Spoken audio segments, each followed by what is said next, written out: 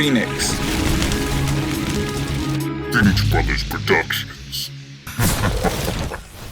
Hey guys, I'm Nick. And I'm Phil. And this is Phoenix Reviews. So yes, Phoenix Reviews coming at you with our second review now. Coming at y'all. Yep, we've got another classic for you guys. We've got Resident Evil 4. Resident Evil 4. And this is actually the PS2 version. Yes, so yeah, this game came out, was it back in 2004, I think? 2005? 2005, yeah. So it was the, I think it was a GameCube version that released first, and I remember when that game came out, everyone was talking about it. Let's recap the story quickly, because the game has an awesome story, so let's recap it quickly for the people. Yeah, you play as Leon S. Kennedy. In between Resident Evil 2 and this game, he actually got a job with, working with the president. Moving on up. Yeah, he's got a good job. This is a good promotion, right? Not bad. Yeah. Not bad from going Not from... bad, not too shabby, So man. he went from a city cop to work in security with the, personally for the president. I'd say that's a pretty good upgrade. But yeah, so yeah, his duty is to protect his president's daughter, basically. And yeah, long story short, the president's daughter gets kidnapped, and obviously it's up to Leon to rescue her. Get her ass. Yeah. So yeah, that's basically where the story begins. Leon! And yeah, the story takes you through. Oh yeah, by the way, We'll talk about that later. we'll talk about that later. Annoying. Yeah, That girl is. Oh my god. I don't even want to rescue her ass.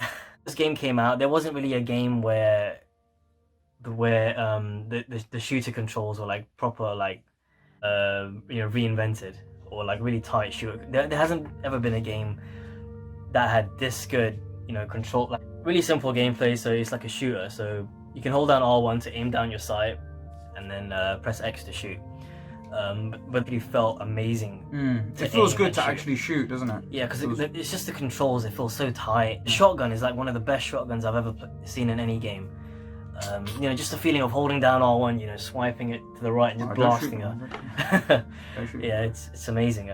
I like the inventory as well. The inventory is quite... Yeah, the inventory is both a good thing and a bad thing, because every time you want to switch weapons, you have to basically press start. Start and switch. And that takes you to like it's like a suitcase. Yeah, it's like a big suitcase. Yeah, it's like a big suitcase where Leon stores all his weapons and stuff. And it's kind of annoying though, because like to use items like herbs and first aid sprays, you actually have to go to that inventory menu, and then you have to actually manually switch weapons from there. The pacing of the game is actually amazing, because you're never doing the same thing. Like you're always doing something different, So either you're killing enemies, or you're solving puzzles, or you're doing like a set piece event. It's a nice blend, isn't it? Because sometimes you get a break, like you'll be killing loads of enemies, then you have a break. Actually, when you rescue Ashley and she actually accompanies you, to be honest, I'm not really a fan of that part of the game, because she's actually really annoying to. Yeah, because her voice just rings through your ears like Leon. Yeah, when she gets grabbed, and they're like trying to like take her out of the map, she's basically screaming non-stop like you got. Yeah, it's bloody insane. It's really Don't help me, Leon. It's just like keep her, take her with you. But yeah, visually for the time, this game was like a masterpiece. Yeah, the graphics of the time were amazing. Yeah, this game topped games like, well, in my opinion, graphics-wise, this game topped games like Metal Gear Solid 2, Metal Gear Solid 3, which were considered some of the graphically the best games, of that time. But in my opinion, this game topped that, with its character models,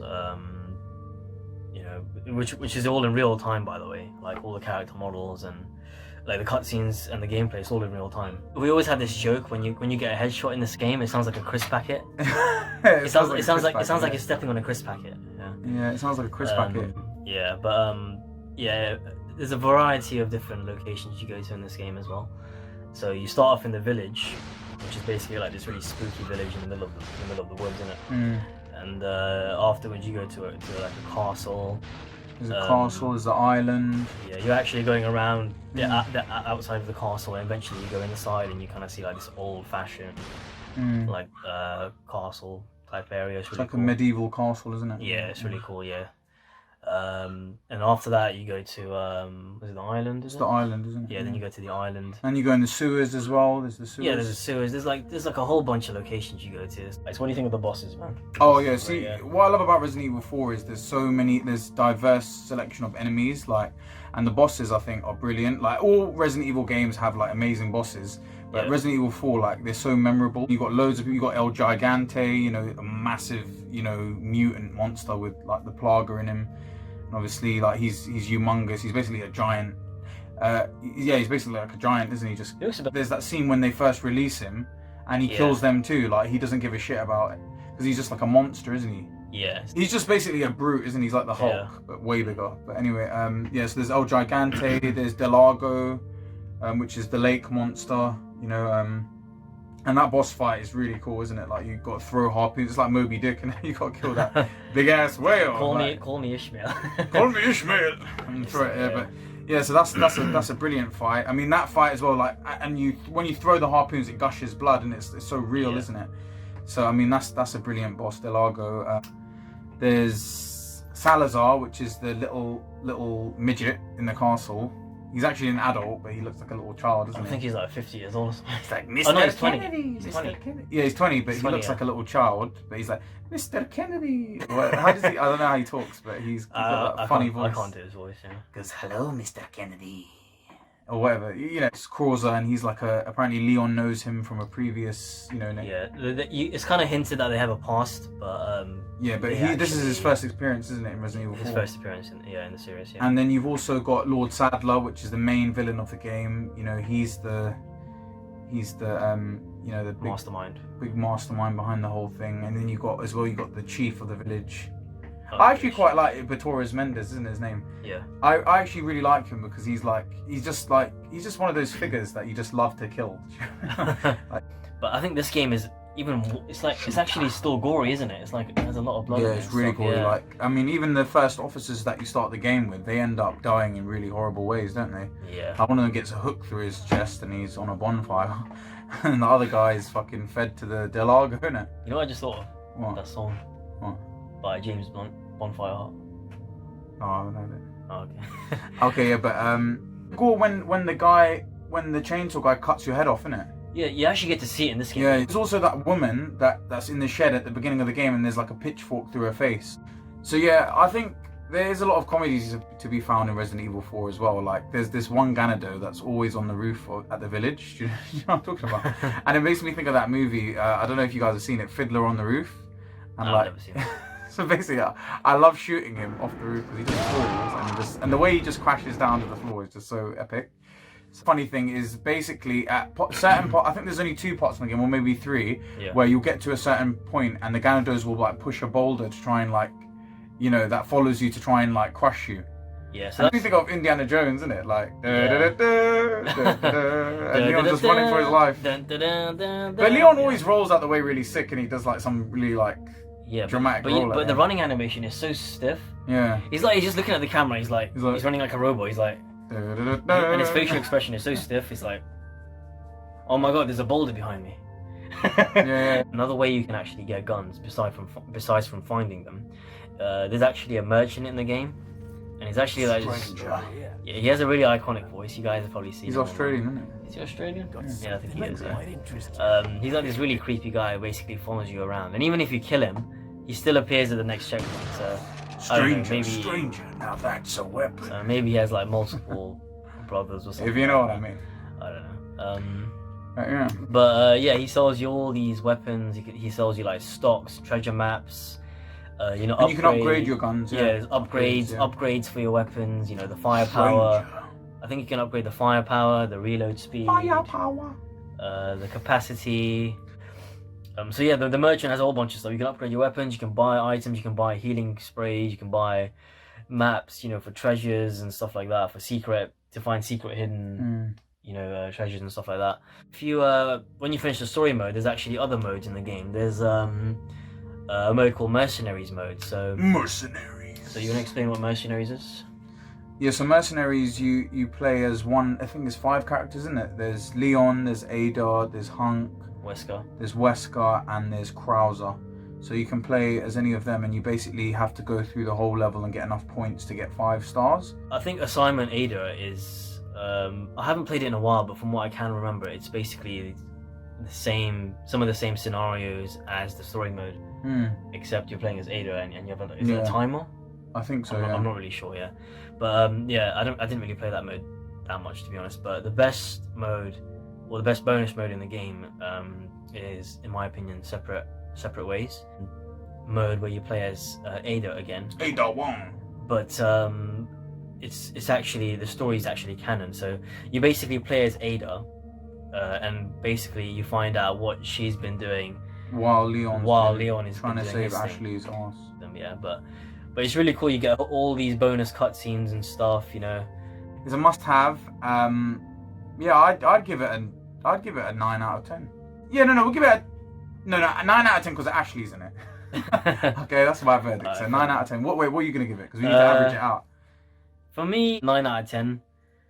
Okay. 9 out of 10 bottom line, yeah. And I would. Before we go, I want to introduce some new things to our our Phoenix life. Yeah, so alright. We're gonna make a new saying from today, Nick. We're gonna say "Caw-caw!" Why are we doing that? Because that's what the Phoenix bird does, isn't it? That's what our Phoenix version of the bird does. So we're gonna say "Caw-caw!" at the end of the review. Yeah? You can do that. I ain't doing that. Okay, and also I want to come up with a name for the people who like us. We should call them Phoenicians. The Phoenicians? Yeah, the Phoenix, and that sounds cool. If they follow us, they're Phoenicians. You know what I'm saying? Alright, fine. Phoenicians is. Phoenicians. Caw-caw! But anyway, that's like the most random thing you could have thought of. So that's the end of our second review, brother. Yes. So guys, leave some comments. Yeah. So like, subscribe. Like, subscribe, baby. You know, talk about us. Talk about Phoenix to your friends and stuff. Yeah, tell some friends about us, because we're legends. But anyway, yeah. So that's it, man. Yeah. So that's it. Peace out. Peace out, guys. Look forward to the next review. Phoenix Reviews out.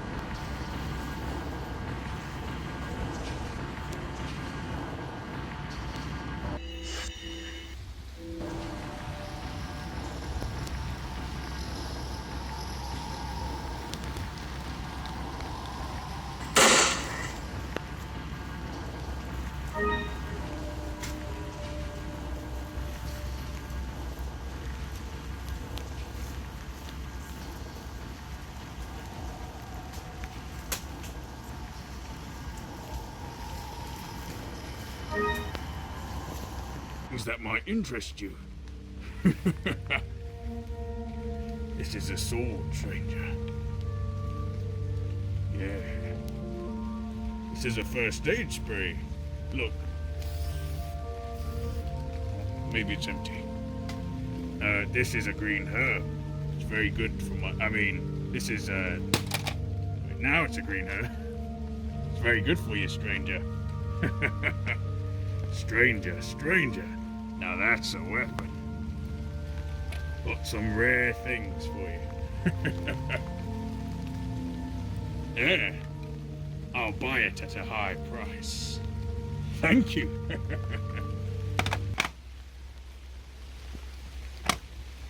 I have no use for you, stranger.